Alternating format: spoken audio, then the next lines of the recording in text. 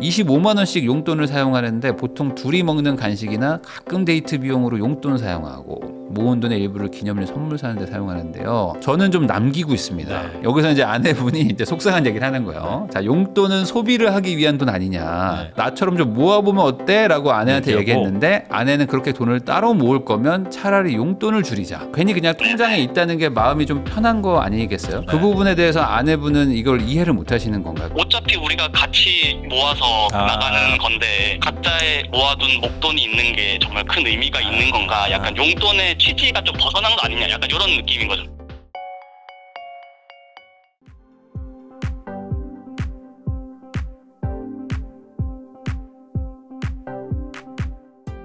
안녕하세요. 근 10년 유학생활 하면서 현재 아내도 만나고 결혼하고 한국 돌아온 지 약 2년 됐습니다. 그러면은 지금 나이로 봐도 거의 뭐 고등학교 때쯤부터는 유학을 하셔서 실제로 이제 돌아오셔서 37이라고 하셨으니까 27.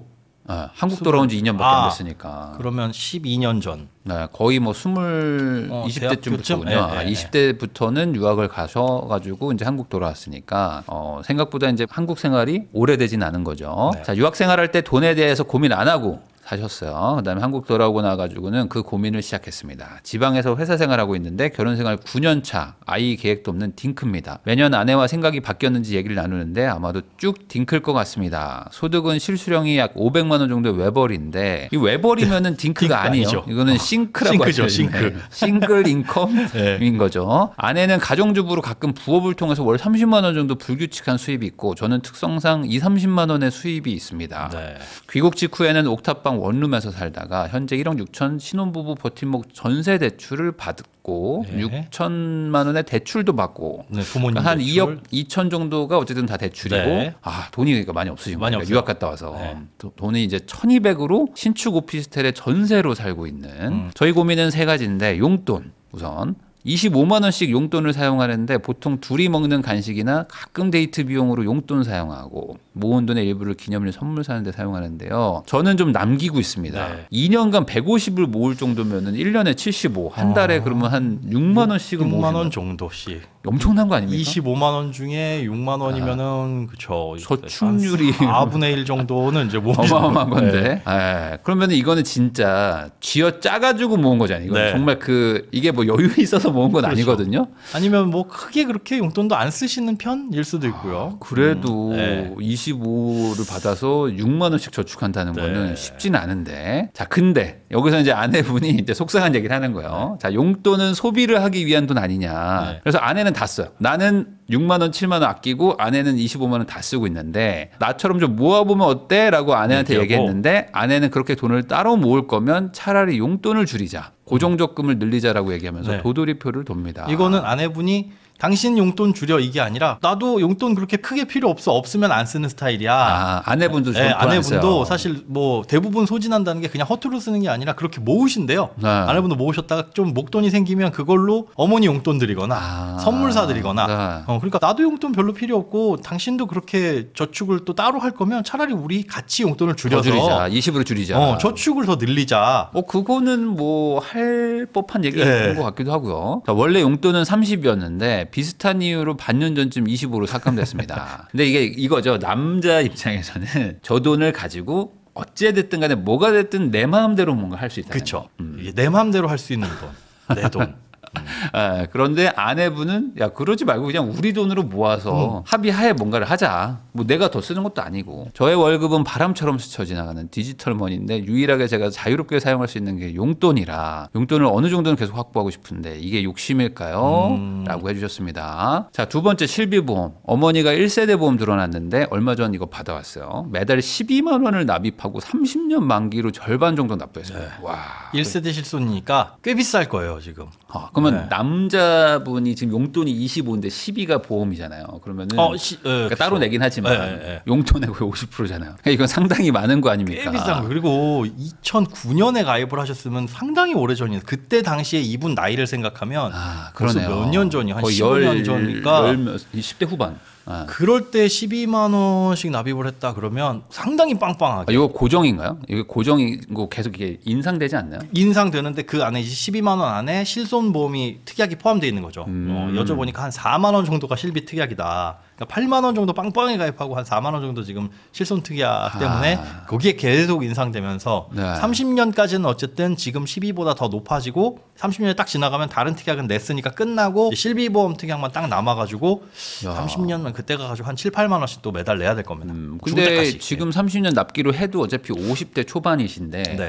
그때까지 뭐 물론 아프면 아플 수도 있겠지만 이 금액은 좀 너무 어때요? 좀 많은 거 아닌가요? 비싼 편이에요. 그리고 실비보험 저희 1세대가 점점 비싸질 거라서 여기 계신 분들도 1세대 실손이 좋기는 하지만 언젠간 갈아탈 거거든요. 그러니까 이번 기회에 좀 고민을 다들 해보시는 게 좋을 것 같아요. 1세대 날리면 멍청이요라고 하는데 저게 잘 생각해 보시면 자 1세대 실손은 언제까지 유지할 수 있냐? 네. 아무리 길어봐야 60세 그 정도입니다. 일반인들은. 왜요? 왜냐하면 그때 지금 보험료 보면 그냥 실손 특약만 거의 10만 원에 육박을 해요. 근데 얘가 왜 올라가냐면 실손보험은 이 손해율에 따라서 보험료를 인상을 하잖아요. 네. 보험회사가 받은 보험료, 지급된 보험금, 네. 손해가 발생하면 보험료 올리고 그렇죠. 이렇게 되는데 세대별로 따로 계산을 합니다. 위험률을. 그러니까 1세대 실손, 2세대 실손은 보험 지금 잘 타드시는 분들만 점점점 남아 계실 거예요.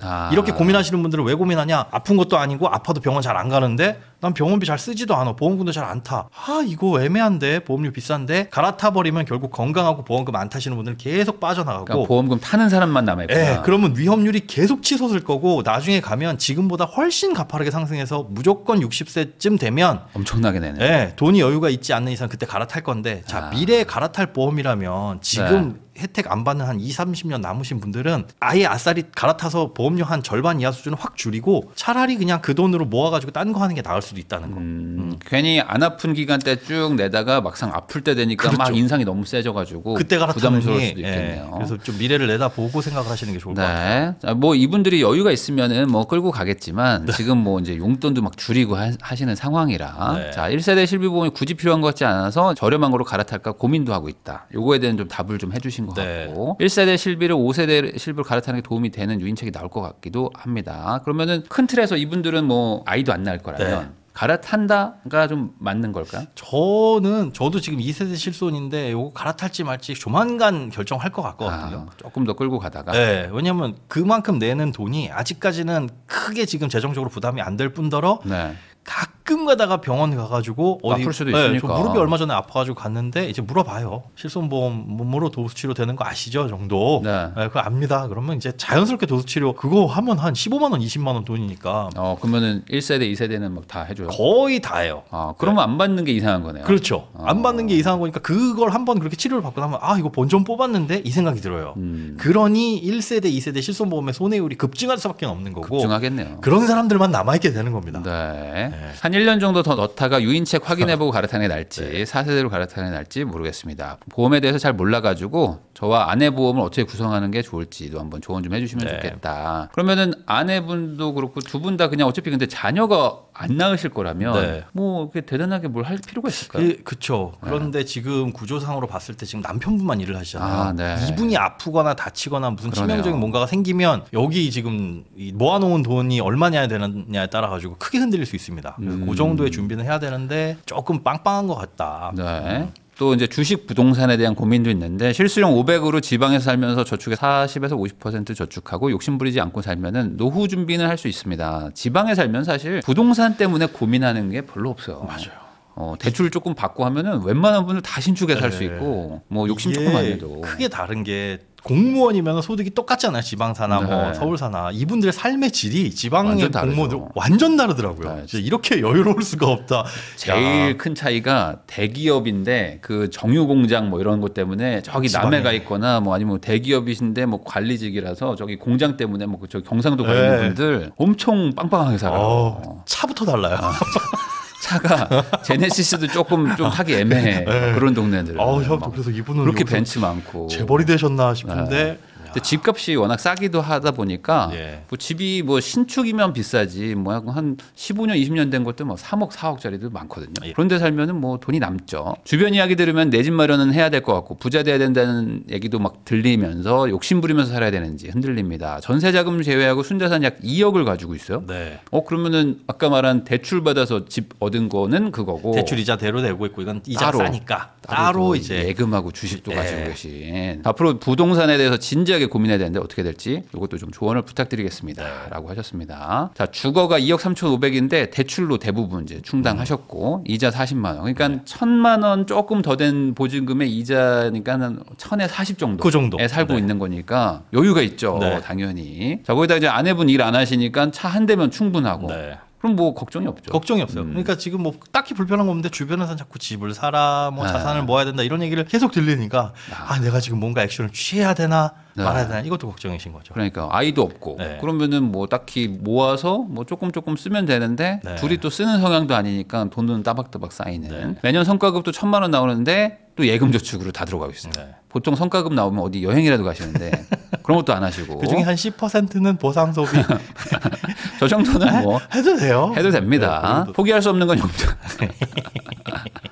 자유로운 이 정도면은 포기 안 하는 게 맞는 거 아닌가? 그 정도면 아내분 이거는 좀 이거를 줄이게 하는 건 좀 아닌 것 같은데 이거 한번 통화하면서 한번 여쭤보겠습니다. 자, 그러면 이제 전화를 드려볼게요.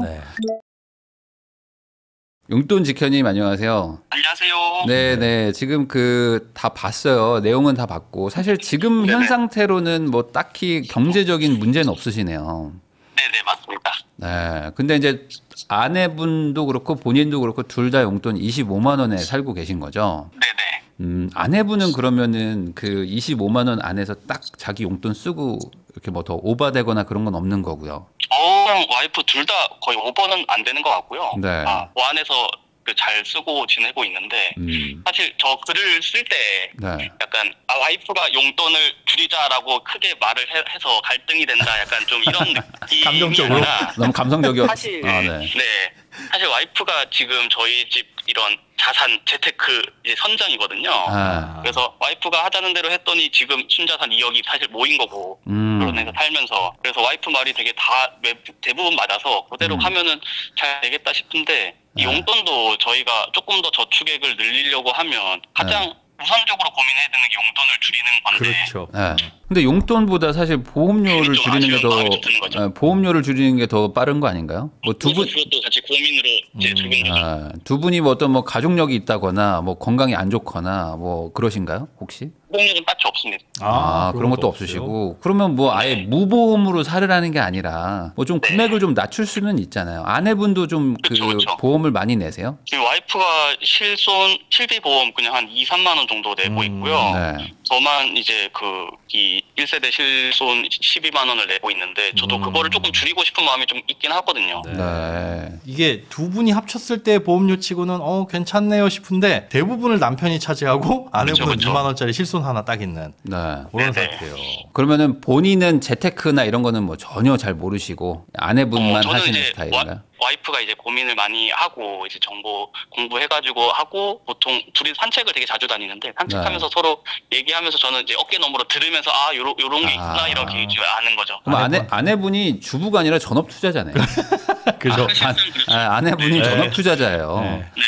그러면 아내분이 이렇게 지금 자산을 굴려가지고 지금 결혼하신 지 한 2년 되신 건가요? 그러면 한국 들어왔다는 게 2년이니까? 결혼은 외국에서 했고요. 결혼 9년 차 정도 됐습니다. 그럼 투자하신 지도 그만 9년 정도 되신 거예요? 아니 한 4, 5년 정도 됐나? 된것 같아요. 4, 5년이면은 나름 굴곡이 있었던 시절인데 이때도 그러면 아내분이 잘 해가지고 지금 수익률이 괜찮아요? 지금도 이제 어느 정도 계속 수익을 내고 있는 종목도 있고 이제 기다리고 있는 종목도 있고 그렇죠. 그러면 뭐 예를 들어 정상적으로 어쨌든 계속 플러스가 돼가고 있거든요. 계속 플러스가 되고 있어요. 네네네. 그러면은 뭐 나쁘진 않네요. 그러면 걱정은 용돈 요거 하나네요. 그럼 아내분이 5만 원이든 뭐 더 줄이자는 입장은 그건 건가요? 나도 어차피 안 쓰니까 너도 남는 돈이 둘이 뭐 10만 원을 더 아껴서 그걸로 말씀하신 어떤 그 주식이나 이런 걸 하자. 그렇죠. 저축을 더 늘리자 약간 이런 컨셉인 거죠.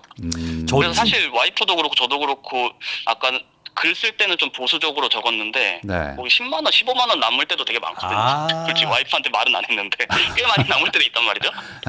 그런데 이거는 그런 것 같아요. 이거는 꼭 돈이나 수익률을 떠나서 그냥 약간 뭐랄까 그냥 나도 얼마 안 쓰긴 하지만 괜히 그냥 통장에 있다는 게 마음이 좀 편한 거 아니겠어요? 사실상? 네 맞아요. 그게 제일 큰 것 같아요. 그 부분에 대해서 아내분은 이걸 이해를 못 하시는 건가요? 그러면 예를 들어 그냥 내 통장에 150이 있다. 어차피 우리가 같이 모아서 나가는 건데 각자의 그렇게 모아둔 목돈이 있는 게 정말 큰 의미가 있는 건가? 약간 용돈의 취지가 좀 벗어난 거 아니냐? 약간 이런 느낌인 거죠.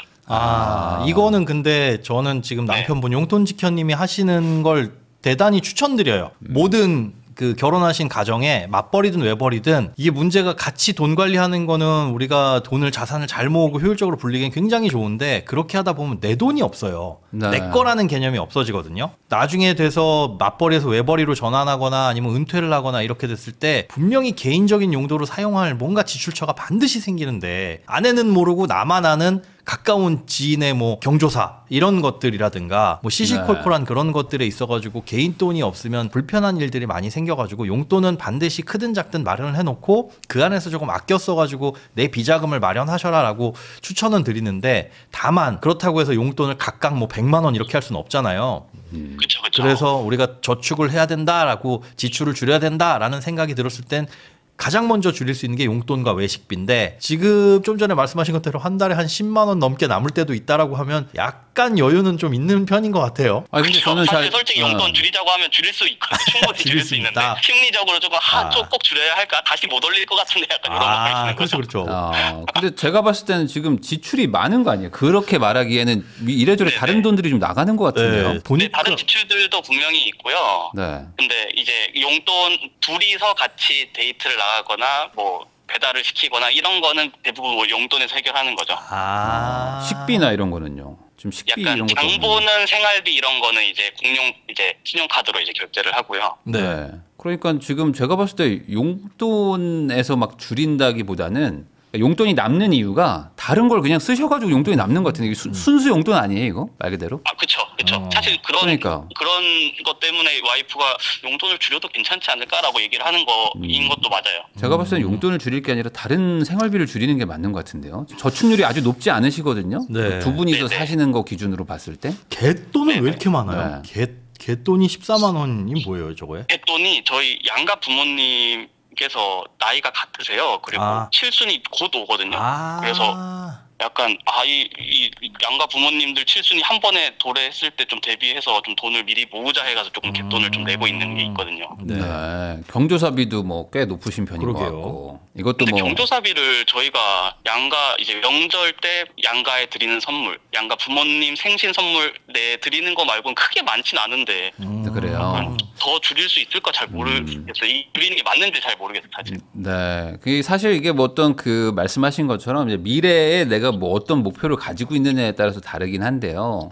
여기서 중요한 건 이거 같습니다. 저 지금 투자를 하셔가지고 뭐 보통 연평균 수익률이 지금 얼마가 되시는 거야? 아까 말한 한 4년 정도 플러스는 됐다고 그랬잖아요. 네네.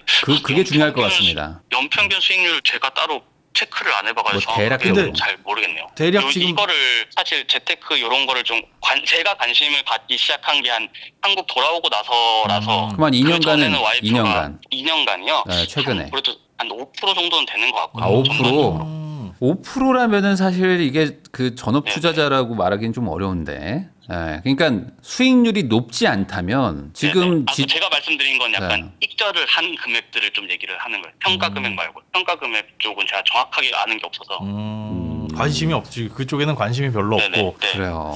제가 봤을 때는 지금 뭔가 이게 좀 작은 거 가지고 지금 다투고 있는데 사실 큰 게 지금 놓치고 있는 느낌이거든요. 지출이 막 아주 적으신 것도 아니에요. 사실 아주 객관적으로 얘기하면요. 그리고 지금 외벌이시잖아요. 그럼 본인이 돈을 버는 거가 어찌 보면 우리 생활비의 전부인데 본인도 언젠가는 뭐 은퇴하실 거 아닙니까? 맞죠? 그리고 뭐 아이가 있든 없든 그게 중요한 게 아니고 핵심은 내 노후에도 노후 자금도 있어야 되잖아요. 그러면 지금 주식을 가지고 주식 위주로 뭐 수익률이 막 계속 잘 나오면 그걸로 이제 노후 대비가 될 거다라고 추정할 수 있지만 뭐 그게 아니라면 지금 어쨌든 뭐 집도 없으시니까 그럼 집도 마련도 해야 되고 뭐 그리고 이제 자산은 자산대로 늘려야 되고 하면 이게 뭐랄까요 좀 내가 앞으로 갈 길이 멀다 생각하면은 더 빡빡하게 살아야 되는 것도 맞아요. 근데 지금 뭐 용돈이 뭐 5만 원, 7만 원 남기 때문에 이걸 뭐 줄여 말어라고 말하기에는 나머지 지출도 좀 크고 말씀하신 대로 뭐 경조사비 뭐 아끼지 못할 것 같다고 생각하면 다 필수적인 돈 같긴 하거든요. 근데 또 다르게 생각해 보면 다른 사람들은 그러면 어떻게 저축하고 돈 모으고 살겠어요. 다 이런 것들 어떻게든 좀 피눈물 나지만 아껴가면서 모으는 거거든요. 안 쓰면서. 네, 그러니까 지금 여유 있게 좀 이렇게 좀 쓸 거 쓰고 살자라는 느낌으로 보이긴 합니다. 제가 봤을 때는. 맞아요. 저희가 그렇게 허리띠를 졸라매고 사는 건 아닌 건 맞긴 하거든요. 네. 그럼 이대로 가서 선에서 최대한 최적화를 해보자 약간 이런 느낌에 좀 더 가까운데. 쓸 거 쓰고 남은 거 최대한 모아보자.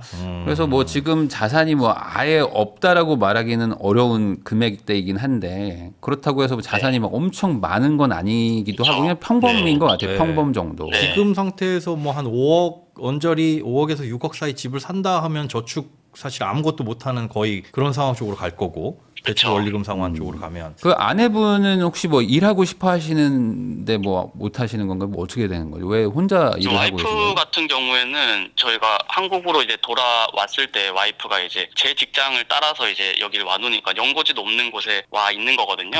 그래서 개인적으로는 경제 활동을 엄청 하고 싶어 해서 고민을 좀 많이 하고 있어요, 혼자서. 네. 근데 조금 요거는 이제 부임남 그 선생님이랑 소장님한테 여쭤보고 싶은 게 네. 네. 와이프가 고민하는 것 중에 하나가 약간 어쨌든 저희가 나이가 이제 거의 40이 다 됐고 네. 와이프 입장에서는 좀 본인 자기 개발 같은 걸 좀 해서 공부를 좀 더 추가로 해가지고 직장을 다녀보고 싶어 하는데 네. 스스로 약간 그런 배우는 거에 투자를 하는 게 괜히 했다가 나중에 취업 같은 게 잘 안 되고 그러면은 어떡하나 고민을 좀 많이 하더라고요. 그게 맞는 선택인지 약간 고민을 항상 많이 해서. 근데 제가 봤을 어떻게 때는 생각하세요? 때 저는 주부는 좋은 직업인 것 같거든요. 주부. 네, 근데 그 주부가 좋은 직업이 된다는 거는 제가 봤을 때 자녀가 있으면 좀 좋은 직업이라고 저는 봅니다. 왜냐면 아이라는 거를 또 케어를 할 사람이 또 필요하거든요. 근데 지금은 사실 아이를 안 낳으실 거라면 주부의 역할이 그렇게 막 크진 않을 것 같아요. 둘이 사시는데. 뭐 요즘엔 뭐 기계나 이런 것도 많이 잘 돼 있고 남편분도 뭐 도와주면 뭐 제가 봤을 때 뭐 둘이서 사는데 뭐 그 가사일이 막 엄청나게 부담되지는 않거든요. 네. 그런 걸로 발전해 본 적이 거의 없어서. 그럼 반대로 서로 도와가면서 하거든요. 그럼 반대로 아내분은 그러면 뭘 하면서 자기의 이 뭐랄까 미래나 이런 거에서 의미를 찾을 수 있냐 이거죠. 그러니까 아내분이 쉬고 싶으시고 일을 안 하고 싶고 뭐 건강이 안 좋으면 당연히 그렇게 쉬셔도 되는데 지금 아내도 자기 나름의 어떤 뭐 욕구를 채워야 되잖아요. 뭐 일을 하거나 뭐 어떤 성과를 내야 되잖아요. 자기 개발도 하고 싶어 하시고. 근데 뭐 그거에 대해서 지금 용돈도 없고 뭐 딱히 뭘 할 수 있는 게 없다면 하고 싶은 걸 말리면 안 되죠. 제가 봤을 때.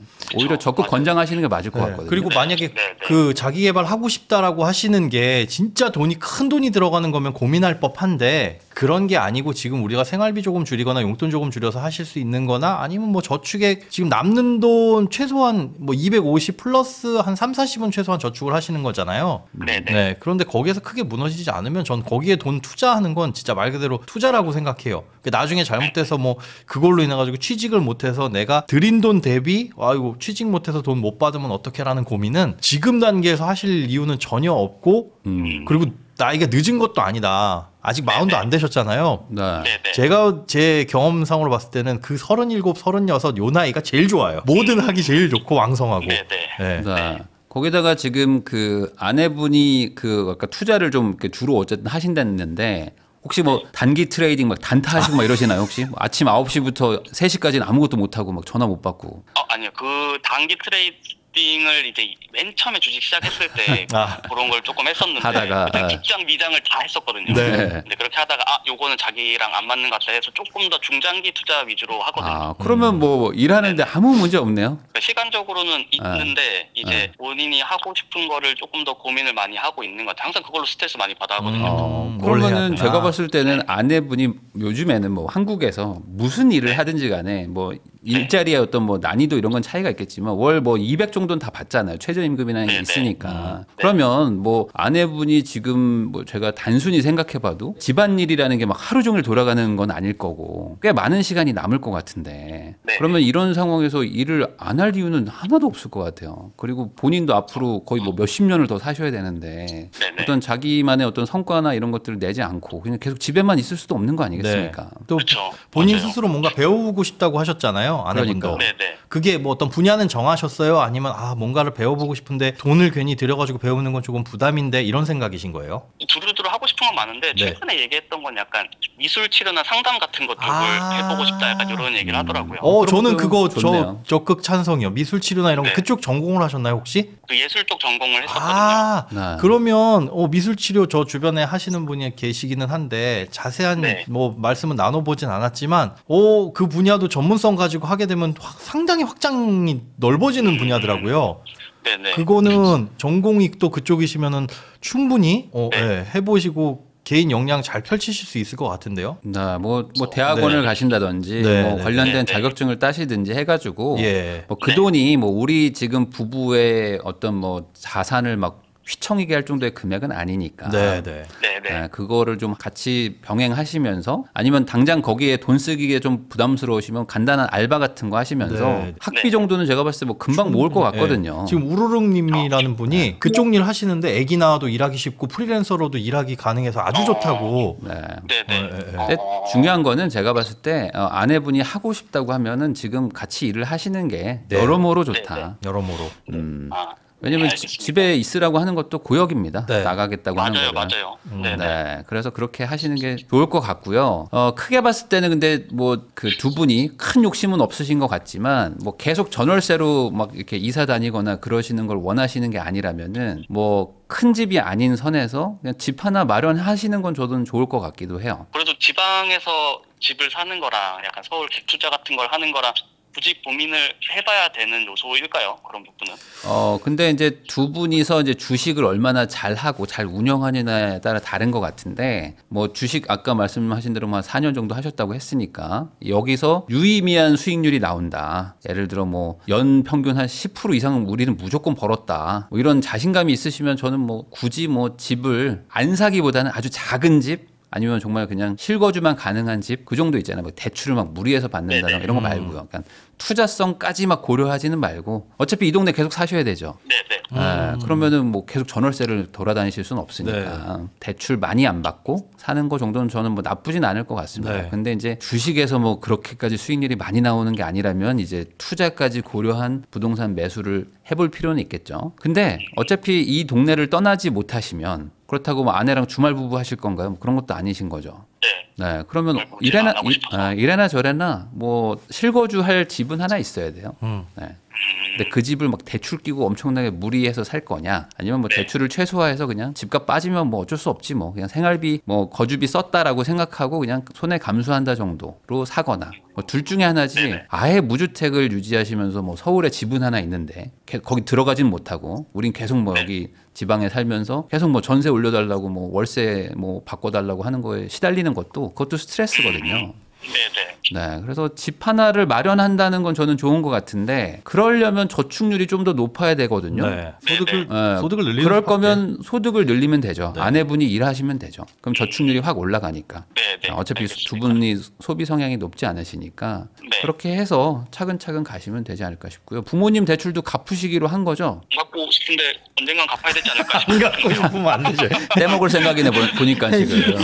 떼먹을 생각이야. 잘 될까 모르겠습니다. 왜 돈이 있는데 왜 주식 굴릴 돈은 있고 갚을 돈 없나요? 최대한 굴리고 나중에 갚을까 생각하고 있습니다. 이자는 드리고 있나요? 이자는? 이자 0.5%로 드리고 있어요. 0.5%? 월? 아니면 연? 연이자 0.5%. 그러면 뭐 그래서 뭐 부모님 대출은 뭐 부모님 주실 거면 뭐 모르겠지만 어쨌든 간에 뭐 순자산이 조금 아직은 뭐 그냥 평범한 거라고 보여요. 제가 봤을 때는 나이대에 비해서는. 그러니까 지금 조금 더 돈도 더 벌고 내가 돈 더 벌기 어렵다면은 아내분이 벌고 저축은 지금 소비 성향이 뭐 아주 높지는 않으시니까 잘 저축하시고 그리고 좀 약간 잡다한 그런 소액 나가는 것들을 조금씩 좀 조정하시면 되지 않을까. 뭐 통신비라든지 뭐 아까 말한 뭐 용돈도 뭐 줄일 수 있으면 조금 줄이는데 근데 전 개인적으로 25만 원은 그냥 그 정도. 아내분도 거꾸로 너도 돈 모아서 네가 써라고 하는 게 맞을 것 같아요. 50만 원 정도 안에서는. 그렇게 하시고 아내분이 뭐 그거 뭔가 일을 위해서 자기 개발하시는 게 회수가 안 돼도 좋으니까 뭐라도 하시는 건 저는 적극 찬성입니다. 너무 고민하지 마세요. 고민은 괜히 시간만 늦출 뿐입니다. 뭐 크게 봤을 때 문제는 없다. 네. 그러니까 이대로 그냥 열심히 잘 하시면 될 것 같다고 정리가 될 것 같습니다. 감사합니다. 네. 네. 사연 보내주셔서 감사합니다. 고맙습니다. 네, 수고하세요.